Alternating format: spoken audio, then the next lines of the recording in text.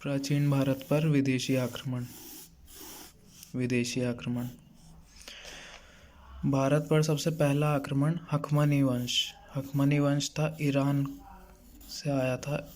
Iran जो है आज का, वो हकमनी वंश ने किया था। असफल हुआ था यह आक्रमण और साइरस टू इसका राजा था, जो असफल आक्रमण रहा। पहला आक्रमण साइरस टू ने किया था, हकमनी वंश। भारत पर पहला सफल आक्रमण डेरियस वन, ये भी हकमनी वंश का ही था। डेरियस वन, इसने सफल आक्रमण किया। इसने जो पश्चिम भारत का एरिया था उस पर कुछ भाग पर कब्जा कर लिया।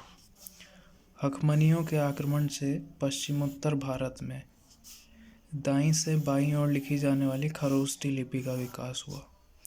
अब जैसे अपन लिखते हैं हिंदी में, देवनागरी लिपि है अपनी, तो अपन ये हो गया अपना बायां भाग, ये हो गया दायां भाग, तो बाएं से दाएं ओर लिखते हैं, बाएं से दाएं ओर लिख रहे हैं। लेकिन ये हकमनी या ईरानी जो आए, इन्होंने दाएं से बाएं तरफ लिखना, ये लिपि इन्होंने शुरू की। तो ये लिपि क्या थी? पहले ये लिखते थे यहाँ से यहाँ इस तरफ, बाएं से दाएं अपने जैसे, और जब ये अंत में पहुँचते थे तो ये उल्टा लिखना इस तरफ चालू कर देते थे। तो ये खरोष्ठी लिपि है। अशोक के कुछ अभिलेख जो अफ़गानिस्तान से प्राप्त हुए हैं, क्योंकि ये लोग जो आए थे ये मैक्सिमम पश्चिम भारत पर ही कब्जा कर पाए थे। इधर मगध था, अभी जो बिहार का एरिया है, बहुत बड़ा एरिया कवर था ये मगध, और काफ़ी मजबूत राजवंश थे उस समय। तो वो लोग इधर कब्जा नहीं कर पाए, वो सिर्फ पश्चिमी भारत पर रह गए, क्योंकि उधर कमज़ोर राजवंश थे और उधर उनको ज़्यादा इजी पड़ रहा था। इधर आते उनकी सेना उतनी बड़ी नहीं थी। भारत में बहुत ज़्यादा सेना थी। भारत के राजाओं के पास हाथी थे, जो उनके पास हाथी नहीं थे, तो वो हाथियों से डरते थे। भारतीयों की सेना बहुत मजबूत थी और भारतीय जो थे बहुत ज़्यादा हिम्मत ना हारने वाले लोग थे। इस वजह से वो लोग इधर इन्वेड नहीं कर पा रहे थे। तो दाईं से बाईं ओर लिखी जाने वाली खरोष्ठी लिपि का विकास हुआ। अफगानिस्तान में अशोक के शाह ए कुना अभिलेख मिला है। शाह ए कुना अभिलेख वो खरोष्ठी लिपि और अरमाइकी लिपि में है।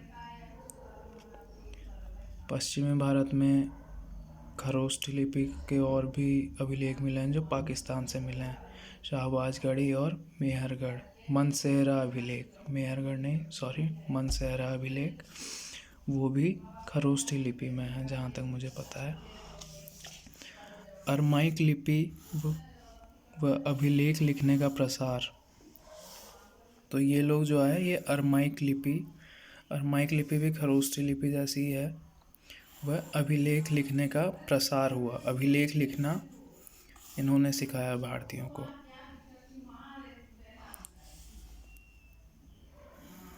तो इनका जो क्रम है, सबसे पहले आए ईरानी,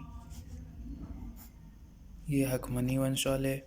फिर आए यूनान जो आज ग्रीस बोलते हैं जिसको, सिकंदर यूनानी था एक।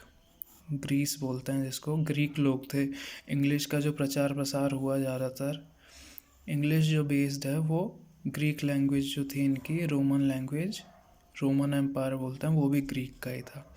इसी पर बेस्ड है इंग्लिश। यूनानियों के बाद है शक या इनको सिथियंस भी कहा जाता था। फिर है पहलव या फिर इनको पार्थियंस कहा जाता था। और इनके बाद है कुषाण है। सिकंदर ने भारत पर हमला, सिकंदर आ गया यूनानी, ईरानियों की बात हो गई, अब आया यूनानी। सिकंदर ने भारत पर हमला 326 BCE, before Christ era, 326 BCE में किया। और उस समय मगध का राजा कौन था? धनानंद।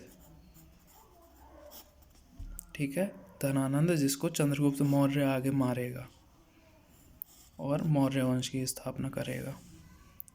सिकंदर ने भारत पर पहला हमला 326 BC में किया।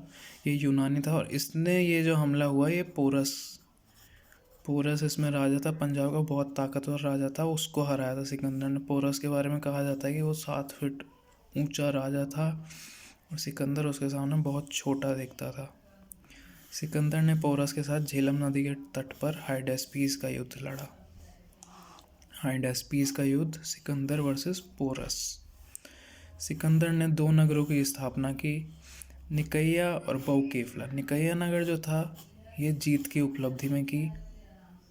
बहुकेफला जो था सिकंदर का घोड़ा था, बहुत प्यारा घोड़ा, उसको बहुत पसंद था, जिस पर वो युद्ध लड़ा करता था। तो उसने बहुकेफला नगर की स्थापना की और निकैया एक उसने युद्ध जो जीता यहाँ पर पश्चिमी भारत को, उसके लिए उसने इस नगर की स्थापना की।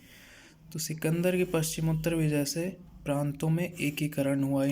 सिकंदर ने क्या किया, बहुत बड़े पश्चिमोत्तर भारत अलग अलग जो छोटे छोटे राज्यों में बंटा था, सबको जीतकर एक सेंट्रलाइजेशन कर दिया उसका। तो सिकंदर ने क्या किया, ये भारत जीतकर और यहाँ पर अपने सेनापति छोड़ दिए और खुद चला गया वापस से अपनी ज़मीन पर।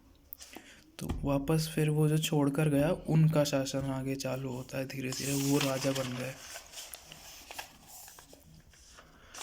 भारतीयों ने यूनानियों से मुद्रा निर्माण और गांधार शैली जो है पश्चिम भारत में ही चलती थी। गांधार एक जगह का भी नाम है जिसकी राजधानी थी तक्षशिला। तक्षशिला जो यूनिवर्सिटी सबसे पुरानी दुनिया की यूनिवर्सिटी है, गांधार शैली उसी के आसपास बसी थी, विकसित हुई थी।